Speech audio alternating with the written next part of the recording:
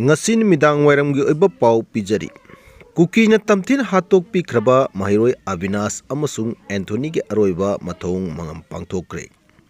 haukiba kumja lising ani kulumdoi November 5 da kuki khulai five singna pharba matungda tamthin hatok pikraba Impal West District ki Akham Awang Lekai dagi sahi noriba mahiroi maibam Avinash amasung ningthaujam Anthony gi aroi mathau mangam ngasi chanabi gi matung inna pangong na mahut chinduna leiron chankre leikidraba mahiroi anigi mafamda Arambai Tengol Khulngak posing Maira Paibi Lupsing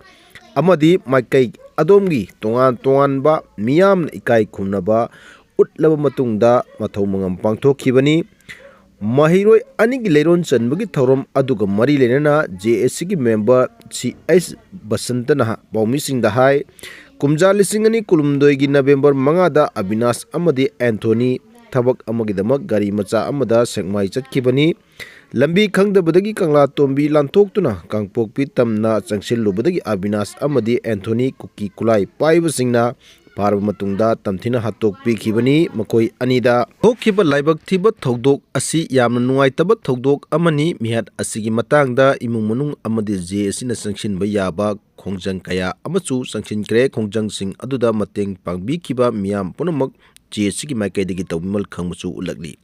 maitai aikhoigi chanabida miyoiba amagi pokpa amadi sibagi thorom asi tangai phadana pangthok yade maram asina JSC amadi imungunungi miyoisingna kupna khanaraba matungda ngasi asi makoi anigi leiron chanba haina warep lauduna Akham Awang Leikaida pangthokpani leikidraba makoi anina chatkhrabasu lehuriba imung manungi miyoisingna thengnahoriba awaba asi yengbiraga lenga ki maikaidagi so angam mateng pangbirakadra haina thajaba thamlubani adubu ngasi phawba lenga ki maikaidagi positive oiba response amata piraktabadagi mahiroi ani asigi aroi mathau mangam asi pangthokpani haiki Lanjena duna leiriba miyoi singna point tramdo yawo memorandum ama Supreme Court ki judge singda pisinkre Relief Committee Manipur na ngasi Manipur gi tongan pham singda hangliba relief camp singda leiriba internally displaced person IDP sing bu masa ga mayum da hanjilhan biu amadi mahausa gi punsida leinanaba amadi makhoi gi oiba tonganba welfare scheme sing phangan biu haiba yauna point taramdoi yauba memorandum ama ngarang dagi nimit ini gi khongjata lakhiba National Legal Service Authority ki chairman amasung Supreme Court ki judge singda pisinkriba memorandum aduda committee asina khulai paiba militant sing amadi miscreants singna civilian singda attack toba khudak talebanduna makhoigi mathakta legal oiba action lakhot piu IDP singna hanagu mayumda halanduna ne tan lehanba state pumada free movement yahanba relief camp singda leiriba IDP singda sab manana remuneration casualty OPD hangdura relief camp singda leiriba IDP singda lemna langmi khudong saba amadi laboratory test tobinaba wafam sing yauri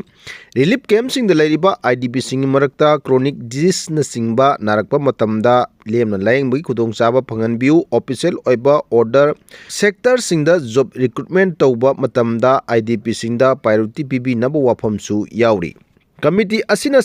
submit taukiba memorandum aduda hariba committee asi Manipur thokliba crisis asina maram oiraga relief camp sing asida leiriba IDP singda relief ki service pangthoktuno lakpa committee amani haina paladuna government of India na khudakta intervention pibi duna militant amusung miscreant sing na kunja micham miyam da onsinuna attack tauba asi khudakta leban view amadi militant sing amadi miscreant sing asi legal oina action lokhatuna makhata na Manipur da thokunindaba crime sing thokan biganu haina committee asigi convener Yumnam Somorendra Haisnam Bijenti Devi amadi chief convener Thoiding Jam Bon Khuraina khuyek piduna memorandum adu pisinkibani hari Aranba census sumthokdriba phawba delimitation tawba yaroi haibasi miyamgi apunma kholaw ama oiminasi haina amukona appeal tawrakli saliba sahi lising ani kunma gi mastara ga nipanda Supreme Court of India na tha ahumgi manungda India gi North East ki state mari haibadi Arunachal Pradesh Nagaland Manipur amasung Assam da delimitation gi thabak loisingani हाइबा मतम पीखिबा लैरबनिना मणिपुरगी मियामना delimitation की मतंगदा असेंबा असुंबा census ता युंभम ओइरगा delimitation तौगदबनी मदु नत्रबदी delimitation तौबा मरम चादे हाइबदुगी अचेतपा फिरेप अमा लौमिनरसी हाइना ऑल मणिपुर यूनाइटेड क्लब ऑर्गेनाइजेशन अमुकोना मियामदा अपील तौरकली अमुकोगी जनरल सेक्रेटरी प्रताप लैसांग थेबन खुयेक पीदन थादरोकपा चेरोल अमना हाय डेलिमिटेशन की वफम अमा लाकपदा मणिपुर खुंदामिनरिबा फुरुपसिंगी मरक्ता मिसअंडरस्टैंडिंग थोक्तनबा डेलिमिटेशन की थबक खुदिमक असेंग वफम डॉक्यूमेंटेशन दा युंपम ओहेंसी हाइबगी फिरेप लौमिनसी हाइनसु फुरुप खुदिमकता चेरोल असिना अपील तौरकली डेलिमिटेशन का मरी लेनाबा कांगलुप अमना कांगलुप अमगी वखल नुवाइरोइदबा वही वता वखल नुवाइरोइदबा अमदी सोशल मीडिया चिंबदा थागत पीदनबसु अमुकोना अपील तौरदुना चांग मानबा मिसिंग द युंफम ओइरगा पार्लियामेंट हाइबदी लोक सभा अमदी स्टेट असेंबली की मिहुतसिंग खननबगी दमकता डिलिमिटेशन तौबा असी यामना तंगाई फदबा अमा ओइरगासु स्टेट की ओइरिबा पीबमगी मतुंग इन्ना डिलिमिटेशन असी अपीबा मतमगी मनुंगदा तौबा नत्रगना तौदबा हाइबदुसु लेपकदबनी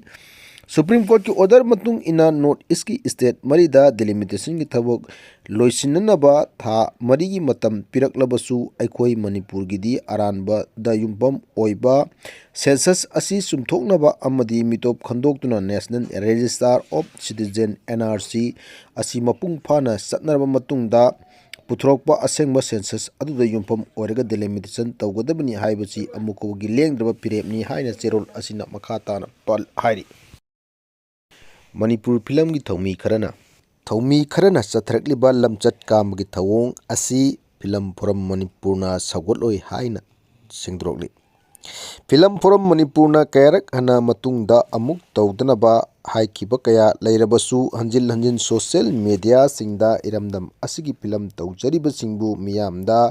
नातै चादबा ओइना उहनबिरिबा अमदि लमदम असी की हौना लोंचटपु करेमनरिबा मथोंग हुक्तबा मयुंगी अहल लमनसिन वरक पीद्रबा मणिपुर की फिल्म का मरी लेनबा थौमी खरन चथरकलिबा लमचट काम की थवोंग कया असी फिल्म फोरम मणिपुर सगोत्ति हाइना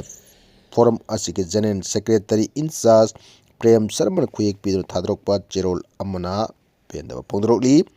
चेरोल असिना मखा तारदुन हाय मखोई खरा असी फिल्म फोरम मणिपुरना मतुंगदा फिल्म की थौमी अमनी हाइना लौरोय लोइनना फिल्म फोरम मणिपुरगा करिगुम हिरम अमतदा मरी लैनारोय मसीगी मतुंगदा